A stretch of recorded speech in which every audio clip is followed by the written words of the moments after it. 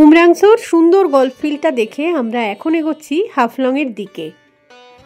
তো এদিকে road condition কীরকম সবটাই বলবো, তার আগে বলি যে চলে এসেছি নতুন ভিডিও নিয়ে।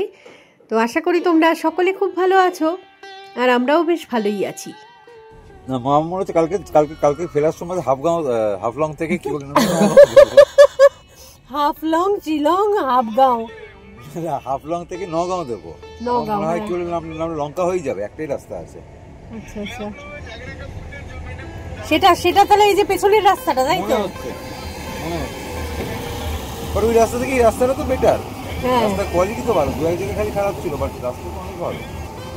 জঙ্গলের মধ্যে এতখানি এত ভালো রাস্তা। প্রচুর চিনি দিয়েছে, মনের সুখে চিনি দিয়েছে। এখানটায় না চা খাওয়ার জন্যই আমরা দাঁড়িয়েছিলাম। টুকটাক কিছু দোকানপাট, ঘরবাড়ি এগুলো সব চোখে পড়লো। আসলে আমরা আসছিলাম একটা জনমানব শূন্য রীতিমতো একটা মানে পিচের রাস্তা, আঁকাবাঁকা পিচের রাস্তা, যার দুপাশে শুধুই ছিল জঙ্গল। তো রাস্তাটাকে আমরা এতক্ষণ খারাপ রাস্তা বলেই ভাবছিলাম, কিন্তু ওর চেয়েও খারাপ রাস্তা যে হতে পারে সেটা এখন বুঝতে পারছি। এখন যেটা মনে হচ্ছে যে ওই রাস্তাটা আঁকাবাঁকা ছিল, সরু ছিল, তবে ওটা ছিল পিচের রাস্তা, মাটির রাস্তা তো নয়। বৃষ্টির জল জমে এমনই কাদা কাদা অবস্থা চারদিকটায়। বর্ষাকালে এলে এটাই সমস্যা, গরমকালে বা শীতকালে এলে কিন্তু এই মাটির রাস্তা দিয়েও ইজিলি যাওয়া যায়।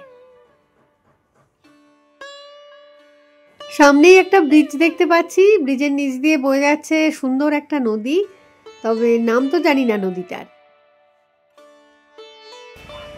এই জায়গাটার নাম হচ্ছে দিহাঙ্গি। তো রিভারটা একটা যাচ্ছে, দিহাঙ্গি রিভারই হবে হয়তো। তো ব্রিজের উপর গাড়ি দাঁড় করিয়ে নামলাম আর কি গাড়ি থেকে। এবার দেখাই, ব্রিজের নিচ দিয়ে একটা খুব সুন্দর নদী যাচ্ছে, তো সেটা একবার দেখাই, দাঁড়াও। ব্রিজের উপরটাও একদম জল কাদা হয়ে রয়েছে। বর্ষাকাল না হলে না এই মানে নদীর জলটার রংটা অনেক বেশি সুন্দর লাগে, এখনো একটা মিষ্টি রং রয়েছে। তবে শীতকালে এলে একদম ওই যে একটা ডিপ ব্লু কালারটা, ওটা সত্যি অসাধারণ লাগে দেখতে। ব্রিজের এই দিকটা দিয়ে ভিউটা এরকমই লাগছে। আমাদের গাড়ি দাঁড়িয়ে রয়েছে ব্রিজের উপরে। এবারে ডান দিকটা দেখাই আর কি, এগিয়ে দে। হ্যাঁ,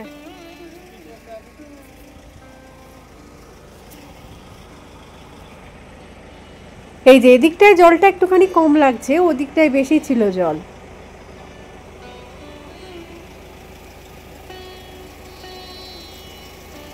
জায়গাটা বেশ সুন্দর, ব্রিজের উপরে না কাদা কাদা হয়ে রয়েছে। তো আবার গাড়িতে গিয়ে বসি। আর নদীটা দেখা যাচ্ছে, নদীর মধ্যে কিছুটা অংশে মানে চড়া পড়ে গেছে, বালি রয়েছে, ওই জায়গাটা খুব সুন্দর। নামা যায় কিনা যা বলতে পারবো না, লোকাল লোকজন হয়তো নামতে পারে, আমরা তো বুঝতে পারবো না।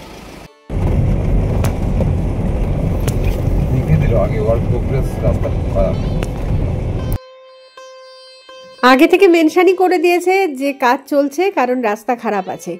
রাস্তা সত্যিই খারাপ অবস্থা এই জায়গাটার। আমি জানি না আগে মানুষজন এখান দিয়ে কিভাবে যেত। অনেক সময় হয় যে রাস্তা এক্সটেনশনের কাজ চলছে সেই কারণে এরকম অবস্থা, কিন্তু এই রাস্তায় তো দেখছি না পিচের কোনো মানে ছিটে ফোটা রয়েছে বা কিছু, কোনোখানে রাস্তা ছিলই না বোধহয় এখানে। যাই হোক, এভাবে এগোতে এগোতেই এক জায়গায় এসে গাড়ি আমাদের থামলো, কারণ এখানে রয়েছে একটা সুন্দর ভিউ পয়েন্ট। এই ভিউ পয়েন্টের নাম হচ্ছে গুঞ্জুং ভিউ পয়েন্ট। তো বেশ সুন্দর জায়গাটা। সকালবেলায় আমরা যেরকম বৃষ্টির মধ্যে বাড়ি থেকে বেরিয়েছিলাম, এখন এই বেলার দিকে তবু বলবো যে ওয়েদারটা কিছুটা হলেও ঠিক হয়েছে। মানে মাঝে মাঝে ঝিরঝিরে বৃষ্টি পড়ছে, আবার কখনো কখনো হালকা করে থেমেও যাচ্ছে। যতদূর চোখ যাচ্ছে শুধু সবুজ আর সবুজ, নিচে একটা নদী রয়েছে। তো ওয়েদার যদি ক্লিয়ার থাকতো, মানে আকাশটা পরিষ্কার হলে কিন্তু ছবিটা অনেক বেশি ভালো আসতো। তাও মন্দ লাগছে না, খালি চোখে দেখতে তো খুব সুন্দর লাগছে। ডান দিকটায় রয়েছে একটা ওয়াচ টাওয়ার, যেটার উপরে উঠলে কিন্তু আরো ক্লিয়ার ভিউ পাওয়া যাবে।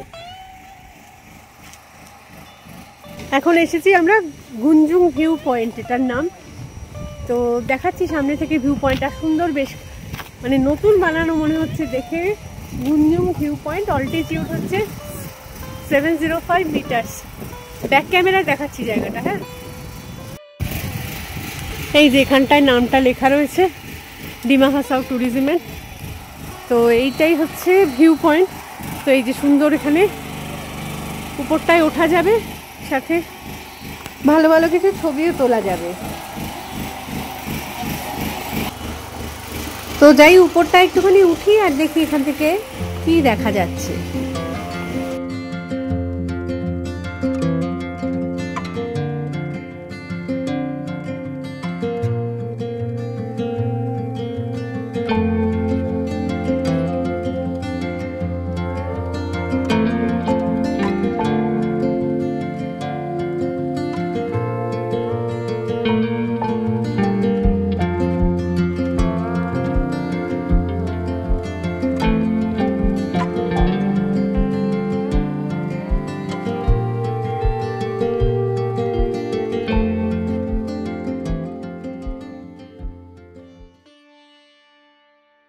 ভিউ পয়েন্টের উপর থেকে ভিউটা দেখছি পুরো নিচে দুটো নদী, দুটো কি একটা নদী কন্টিনিউ হচ্ছে দেখা যাচ্ছে, আর লেয়ারে লেয়ারে সব পাহাড়গুলো এখানে রয়েছে।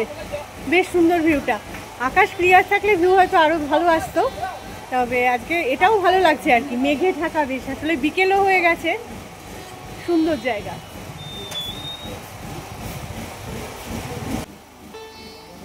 জায়গাটাকে হয়তো আরো সুন্দর করে মানে তৈরি করা হচ্ছে, সেই জন্য কনস্ট্রাকশনের কিছু কাজপত্র চলছে, আর তার জন্যই এখানে প্রচুর আওয়াজ। 3:30 বাজে, আরও বোধহয় 50 কিলোমিটার বাকি আছে আমাদের হাফলং পৌঁছতে। তো ঝিরঝির করে আবার বৃষ্টিটা স্টার্ট হয়ে গেছে। আর এদিকে তো ভিউ পয়েন্টটা ছিল, বাঁ দিকটা একটা কিছু আছে, জানি না কোথায় যাওয়া যায়। অনেকক্ষণ বাজে রাস্তায় চলার পরে এখন একটুখানি মনে হচ্ছে ঠিক রাস্তা পেয়েছি। জানি না কতক্ষণ কন্টিনিউ হবে।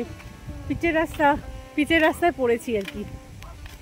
এখন যেহেতু শিলংয়ে থাকি, সবসময় পাহাড় দেখে দেখে মনে হচ্ছে মানে এটা খুব একটা অস্বাভাবিক কিছু লাগছে না, যে এরকম পাহাড় তো থাকেই সব জায়গায়, তাই না? কিন্তু মানে যারা বাইরে থেকে আসবে, ধরো কলকাতা থেকে আসবে কি অন্য সিটি থেকে ইন্ডিয়ার, তাদের যথেষ্টই ভালো লাগবে জায়গাটা। একটু আগেই বলছিলাম যে এটা অনেকটা সাউথ ইন্ডিয়ার পাহাড়গুলোর মতন লাগছে, বেশ সুন্দর। একটু যেই বিকেল হয়েছে মেঘগুলো চলে এসেছে, সুন্দর বেশ। তার সাথে আজকে একটা বৃষ্টির ওয়েদার, দারুণ জমে গেছে একদম। শুধু এই রাস্তাটায় আর কি বলবো যে সেরকমভাবে দোকানপাট পাচ্ছি না, মাঝে মাঝে একটুখানি চা আর এই ওয়েদারে একটু পকোড়া পাওয়া গেলে খুব ভালো হতো আর কি, সেটা মিস করছি। গুঞ্জুম ভিউ পয়েন্ট থেকে এবারে আবার এগোনো শুরু করলাম। এবারে রাস্তা কিন্তু মোটামুটি ঠিকঠাক আছে বলবো, কারণ পিচের রাস্তা পেয়ে গেছি। হাফলং পৌঁছানো অবধি যদি এরকমই রাস্তা পাই তাহলে তো আর কোনো চিন্তাই নেই আমাদের। রাস্তার পাশে চা বাগান পড়লো একটা, নামলাম তাই। যা যাবে চা বাগানটার মধ্যে রে, চল দেখি একটু। এই যে চা গাছ,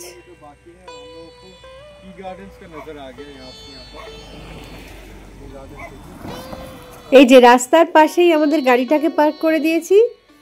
বেশ বড়ই চা বাগান কিন্তু।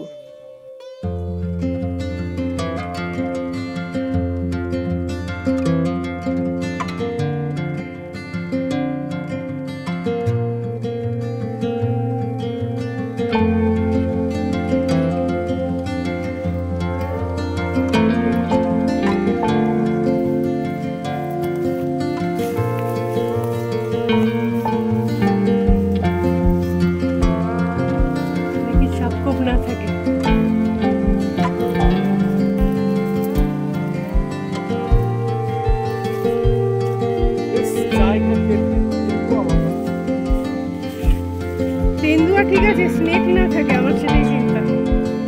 চলতে চলতে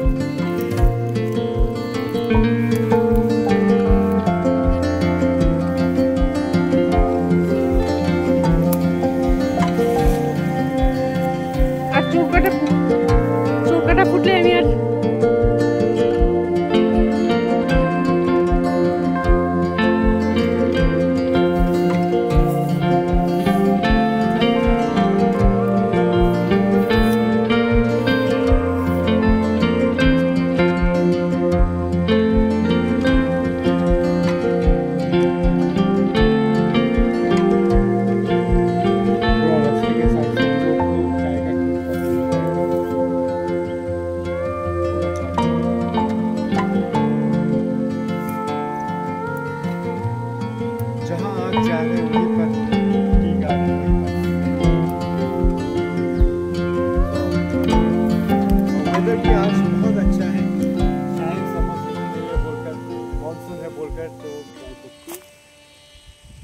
চা বাগানের মধ্যে নেমে গেছি।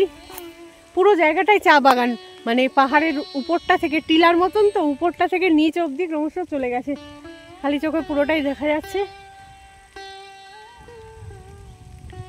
ওই যে পেছনের একটা বাড়ি রয়েছে ওই পর্যন্ত, বাড়িটা থেকেও আরো নিচে চা বাগান যাচ্ছে, বেশ সুন্দর।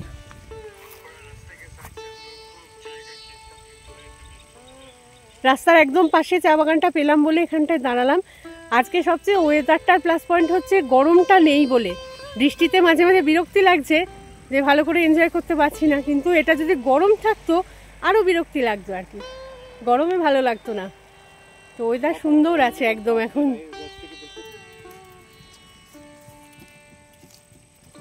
চা গাছের পাতায় জল পড়েছে, জলগুলো বৃষ্টির জল জমেছে দেখো।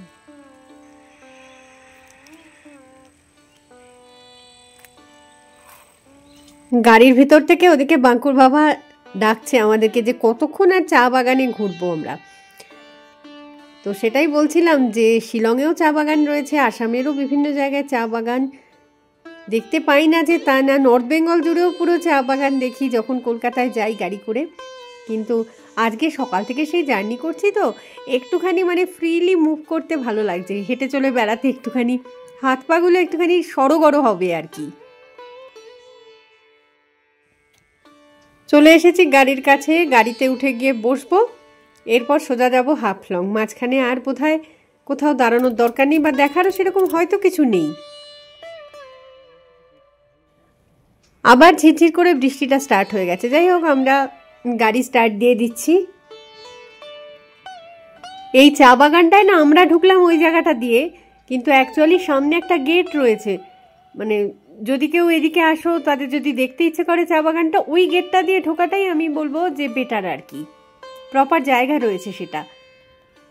দেখাচ্ছি, দাঁড়াও আসবে। আমরা আর কি বুঝতে না পেরে উল্টো জায়গা দিয়ে ঢুকে পড়েছিলাম।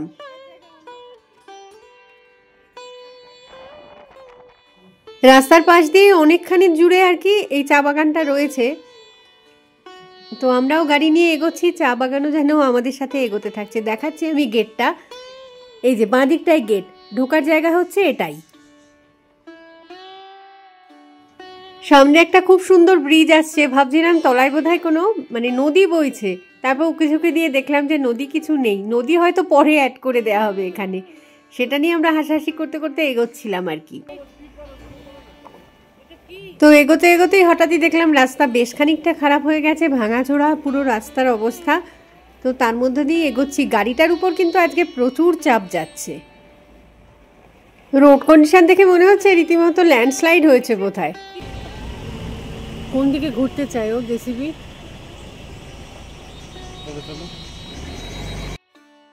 হাফলং পৌঁছতে এখনো আমাদের বোধহয় 8-10 কিলোমিটার পথ বাকি রয়েছে।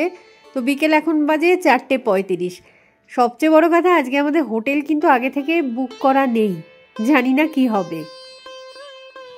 আচ্ছা, এই ভিডিওটাকে না এখানেই রাখছি। তো নেক্সট ভিডিওতে নিয়ে আসবো ঠিক এই জায়গা থেকেই, মানে এই যে দেখো ব্রিজ, নিচে নদী, এই নদীটায় আমরা নেমেছিলাম, সেই দৃশ্য দেখাবো হচ্ছে পরের ভিডিওতে। তো ততক্ষণের জন্য টাটা।